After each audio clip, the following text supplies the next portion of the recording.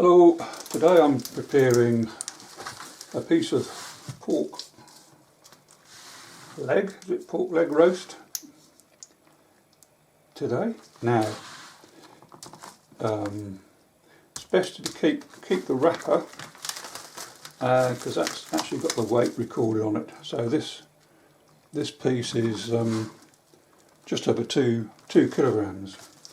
So I have to adjust the timing in the oven to 2 kilogram weight.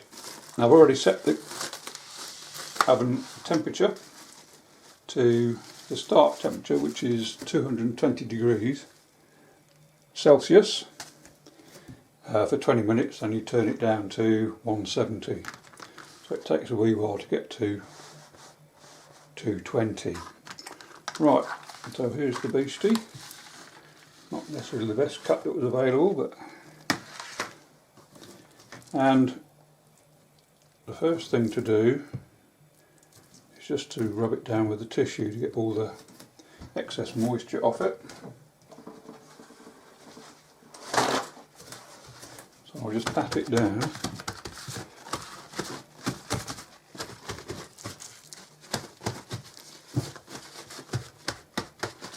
As you can see, there's quite a bit of skin on that, so hopefully that will make good crackling. Now, I found that doing it on its own in the oven is better than doing it with vegetables, because the vegetables, when they're being cooked, give off steam, and that tends to make the oven quite moist inside. So doing it on its own, you get a dry heat, which makes for hopefully good crackling. The next thing to do is just check if the skin has been scored by the butcher, and this one has got a couple of scores, so just take a sharp knife, don't have to cut it all the way through, but just to help with the heat distribution. So I'll just go along and cut it, and so it seems to be separated here for some reason, so that was what it's like. So let's just cut that bit.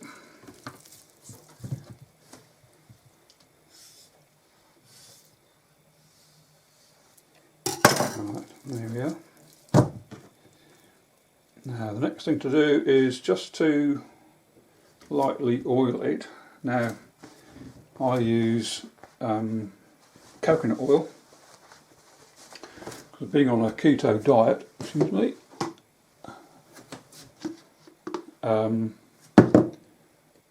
coconut oils really fits in well with the diet.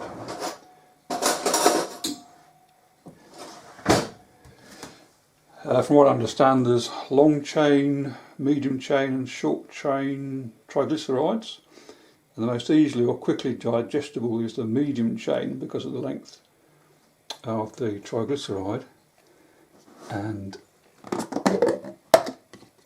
coconut oil is rich in medium chain triglycerides. So there we are. So I just pop that on there.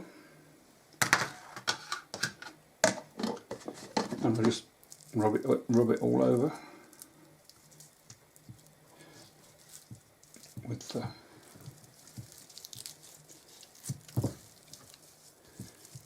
fat, with the oil. Alright, that should do it. That's not too difficult. There's a bit there that I didn't cut. Right, I'll just go and get the stuff off my hands.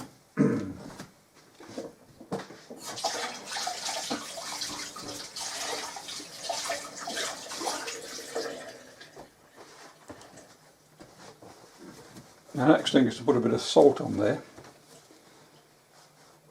Now don't go too mad with the salt, because you do be quite a bit of pork fat rendered off here that can be used for cooking afterwards. So just a smidgen of salt, and the salt of choice I was using this Himalayan rock salt, it became very popular and favourable, but apparently if you don't grind it really fine then you can ingest too much salt, because it makes logical sense that you're only tasting the outside of the salt, so if it's in large bits then you're ingesting more than you probably need. And so I'm using the fine ground table salt. Now the thing about this, I'm in New Zealand, so this is sea salt. So you go down the South Island, on the left side of the road you're heading down south of Blenheim. There's acres and acres of salt pans where they dry the salt. And the other thing is this contains iodine, or added iodine, because again in New Zealand there's a lack of, I think it's selenium in the soil, is it iodine, so it's quite good to top up the iodine levels. So just a sprinkle, so not too much or else I'll ruin the fat. That should probably do it. So the preparation is just that, nothing more, nothing less. So I've got a tray, and I just put it on the tray so it's not sitting in the fats, and just through cleaning laziness I just put a foil wrapper underneath to stop the whole of the tray getting too badly marked up. So move that to one side, put that on there.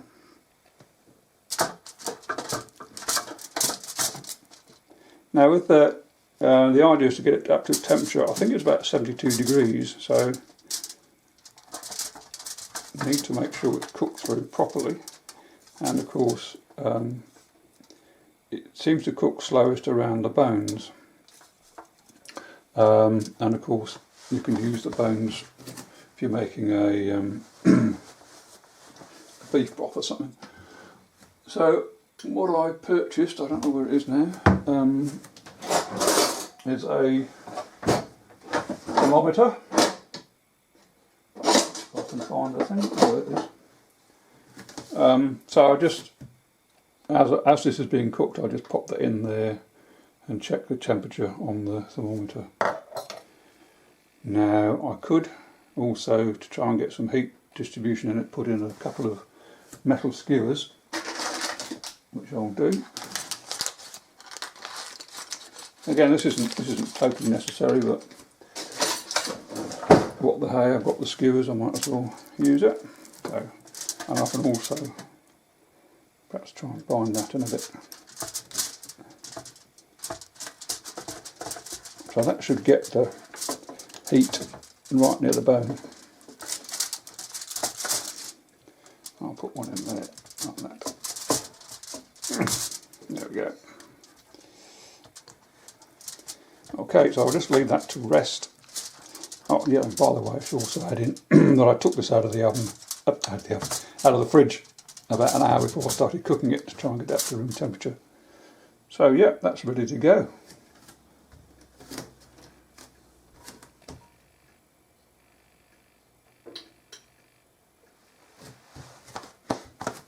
So the oven is up to temperature, and I'll put it in the oven, and I'll set the timer to 20 minutes.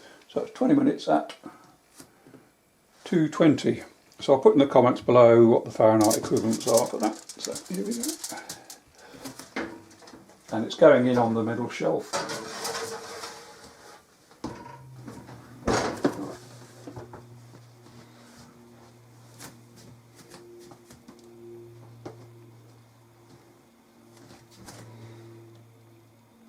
Right, so that's 2 hours 20 minutes later approximately, and I've taken the roast out of the oven, so it will now settle, leave it to settle for about 10 minutes. So whilst that's happening, I can make the vegetables. So I'll just put that back on the top of the stove. So I've actually just turned the grill on to try and crisp the skin up a bit more. I left it there a bit too long. So just try the temperature test. So I'll put that in mirror and see what it goes up to. So hitting 60,